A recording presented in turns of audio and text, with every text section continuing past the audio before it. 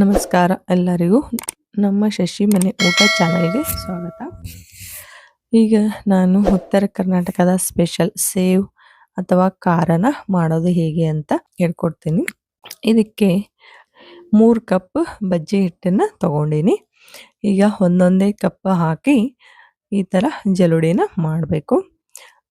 ಹಿಟ್ಟೆಲ್ಲ ಹಿಡ್ಕೋಬೇಕು. ಯಾರೆಲ್ಲ ಇನ್ನೂ ನಮ್ಮ ಚಾನಲ್ಗೆ ಸಬ್ಸ್ಕ್ರೈಬ್ ಮಾಡಿಲ್ವೋ ಸಬ್ಸ್ಕ್ರೈಬ್ ಮಾಡಿ, ಬೆಲ್ ಐಕಾನ್ ಆನ್ ಮಾಡಿ.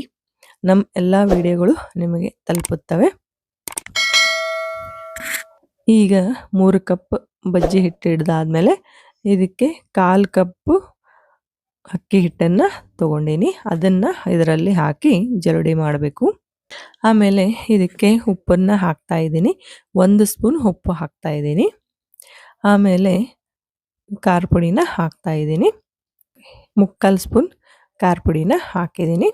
ಆಮೇಲೆ ಅರ್ಧ ಸ್ಪೂನ್ ಜೀರಿಗೆ ಪುಡಿನ ಹಾಕ್ತಾ ಇದ್ದೀನಿ.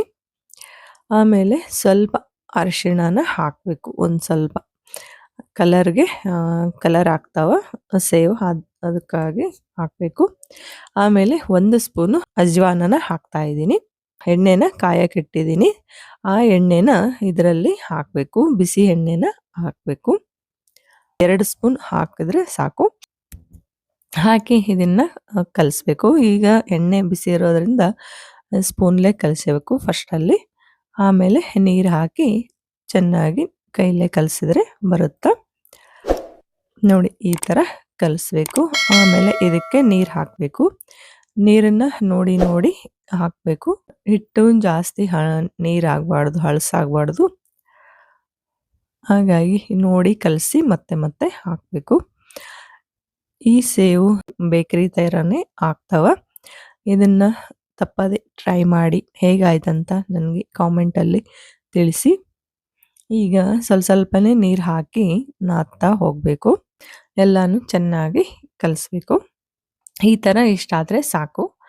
ಪೂರ ಗಟ್ಟಿ ಆಗಬಾರ್ದು, ಪೂರ ಹಳಸಾಗಬಾರ್ದು. ಆಮೇಲೆ 1 ಚಿಟಿಕೆಯಷ್ಟು ಸೋಡಾ ಪುಡಿನ ಹಾಕ್ತಾ ಇದ್ದೀನಿ. ಹಾಕಿ ಈಗ ಮತ್ತೊಂದು ಸಲ ಇದನ್ನು ಚೆನ್ನಾಗಿ ಕಲಿಸ್ಬೇಕು.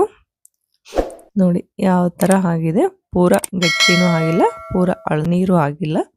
ಇಷ್ಟ ಆದರೆ ಸಾಕು. ಎಣ್ಣೆನ ಕಾಯಕ್ಕಿಟ್ಟಿದ್ದೀವಿ. ಈಗ ಇದನ್ನು ಹಾಕೋಣ. ಸೇವ್ ಮಾಡೋ ಪಾವು ತಗೊಂಡು ಅದರಲ್ಲಿ ಹಿಟ್ಟನ್ನು ಹಾಕಿ ಈಗ ಡೈರೆಕ್ಟಾಗಿ ಎಣ್ಣೆಲೆ ಈ ಥರ ಹಾಕಬೇಕು. ಪೇಪರ್ ಮೇಲೆ ಅಥವಾ ಪ್ಲೇಟ್ ಮೇಲೆ ಹಾಕಿ ನಾವು ಹಾಕ್ಬೋದು. ಇಲ್ಲಾಂದರೆ ಈ ಥರ ಡೈರೆಕ್ಟಾಗಿ ಎಣ್ಣೆಲೆ ಹಾಕ್ಬೋದು. ನಾನು ಸೀದಾ ಡೈರೆಕ್ಟಾಗಿ ಎಣ್ಣೆಲೆ ಹಾಕ್ತಾ ಇದ್ದೀನಿ. ಈಗ ಚೆನ್ನಾಗಿ ಕೆಂಪಗಾಗೋ ತನಕ ಕರಿಬೇಕು ಇವನ್ನ. ಆಮೇಲೆ ಕೆಂಪಗಾದ್ಮೇಲೆ 2 ಸ್ಪೂನ್ ತಗೊಂಡು ಈ ಥರ ತೆಗಿಬೇಕು. ಒಂದೇ ಸ್ಪೂನ್ಲೇ ಮಾಡೋದ್ರಿಂದ ಅವು ಮುರಿತವ. ಹಾಗಾಗಿ ಈ ಥರ 2 ಸ್ಪೂನ್ ತಗೊಂಡು ಮಾಡ್ತಾ ಇದ್ದೀನಿ. ನೋಡಿ ಎಷ್ಟೊಂದು ಬಹಳನೇ ಈಸಿಯಾಗಿ ಮನೆಯಲ್ಲೇ ಮಾಡ್ಕೋಬೋದು ಸೇವ್ನ. ಸೇಮ್ ಬೇಕ್ರಿ ಥರ ಟೇಸ್ಟೇ ಇರುತ್ತೆ.